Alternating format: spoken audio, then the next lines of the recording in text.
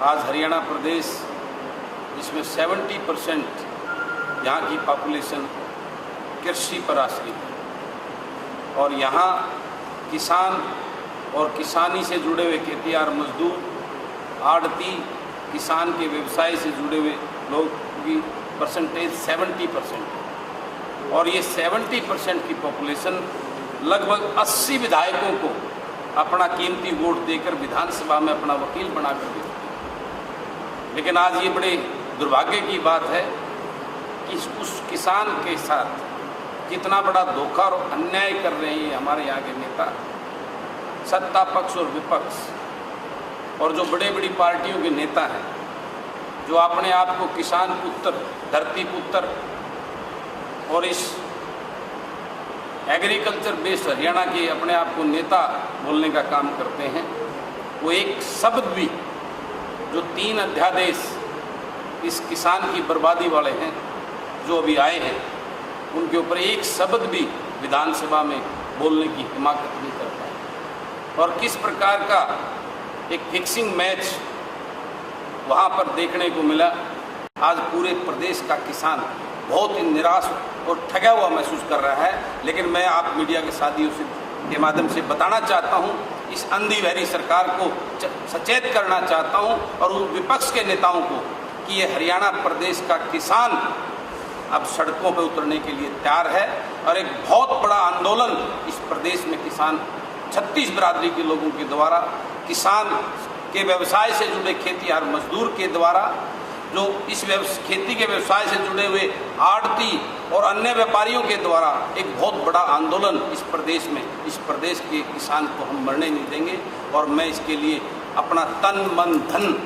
इस आंदोलन में लगाऊंगा और अपने किसान के साथ ये अन्याय नहीं होगा। एक छोटा सा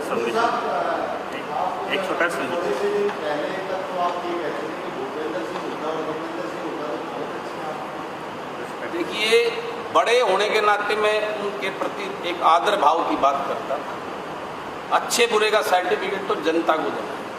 और जनता नेता के काम को देती है और उसका एक जीता जाता उदाहरण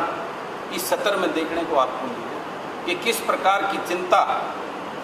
नेता विपक्ष ने इस प्रदेश के किसानों की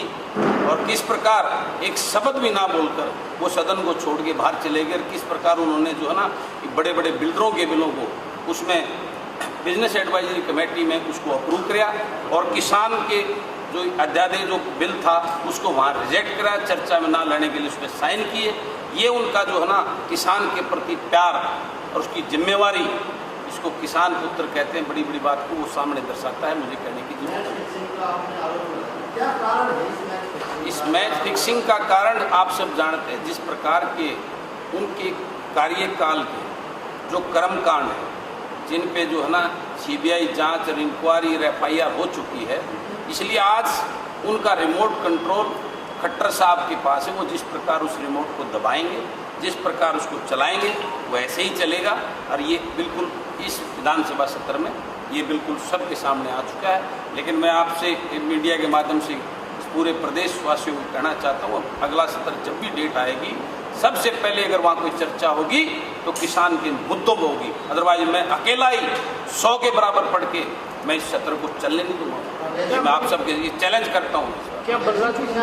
किसानों के मसले तो सब ने देखा, जो शामिल है, जिसने जो काम किया, जो वॉकआउट करके सदन छोड़ के जो लोग भाग गए, मुझे किसी का व्यक्तिगत नाम लेने की जरूरत नहीं है। लोग, ये प्रदेश के लोग अब ये झूठ और बहला फुसला कर इस जनता को बेवकूफ़ नहीं बना सकते। जनता सब जान चुकी है।